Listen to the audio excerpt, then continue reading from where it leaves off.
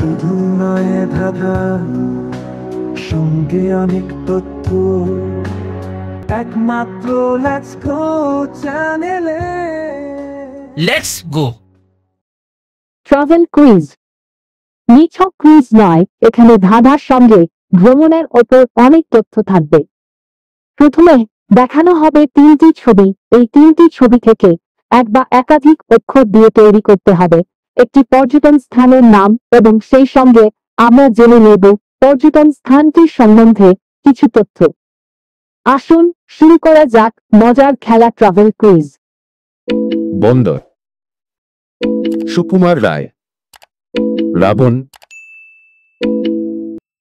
ফাঁকা জায়গায় বসবে একটি পর্যটন স্থানের নাম। যারা উত্তরটি জানেন দয়া করে কমেন্ট বক্সে লিখুন। আপনার লাইক, শেয়ার, কমেন্ট আমাদের এই ধরনের আরো ভিডিও তৈরি করার জন্য উৎসাহ দেবে। আর ভিডিওটি ভালো লাগলে অবশ্যই চ্যানেলটি সাবস্ক্রাইব করুন।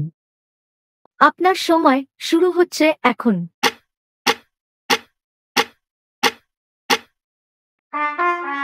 উত্তরটি হল সুন্দরবন। সুন্দরবন এই নামটি শুনলেই প্রথমে যে ভাবনাটি আসে তা হল প্রকৃতির এক অপার বিস্ময়। পৃথিবীর সবচেয়ে বড় ম্যানগ্রোভ বন, যা ভারত ও বাংলাদেশের সীমান্ত জুড়ে বিস্তৃত। এই বনের অনন্য পরিবেশ, উদ্ভিদ ও প্রাণী বৈচিত্র্য এবং তার নিস্তব্ধ অথচ রহস্যময় পরিবেশ পর্যটকদের মুগ্ধ করে। সুন্দরবন ভ্রমণের জন্য সাধারণত কলকাতা থেকে বাস বা গাড়ি করে গোসা বা ক্যানিং বা সজনেখালি পর্যন্ত পৌঁছানো যায়।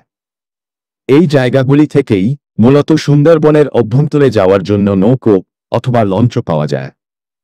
সুন্দরবনে ভ্রমণের জন্য আদর্শ সময় হল নভেম্বর থেকে ফেব্রুয়ারি মাস।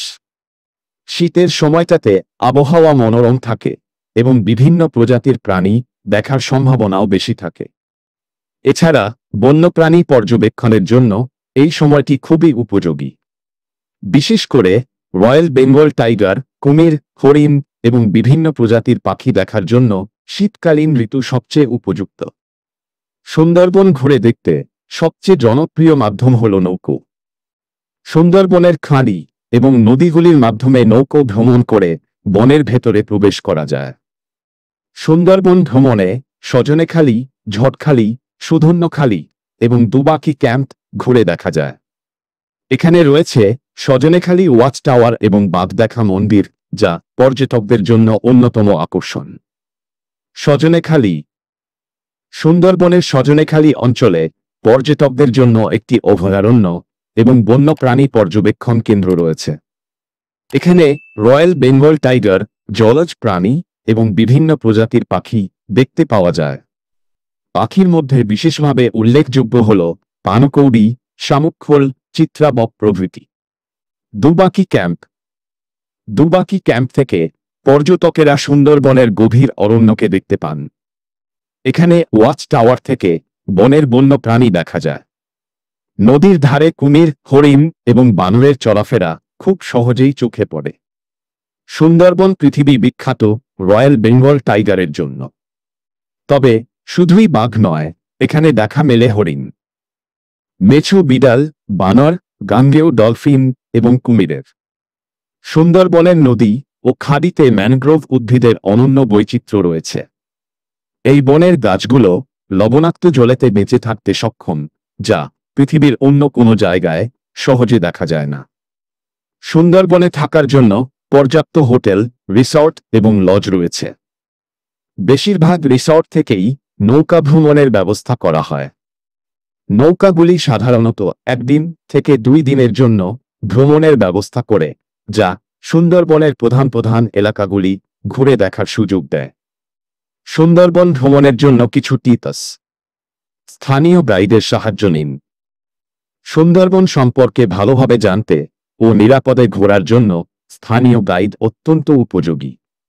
উপযুক্ত পোশাক পরিধান করুন। হালকা ও আরামদায়ক পোশাক পরিধান করা উচিত এবং জুতো হিসেবে ট্রেকিং বা হাঁটার জন্য আরামদায়ক কিছু পরা ভালো। মশার প্রতিরোধক ও সানস্ক্রিন নিন।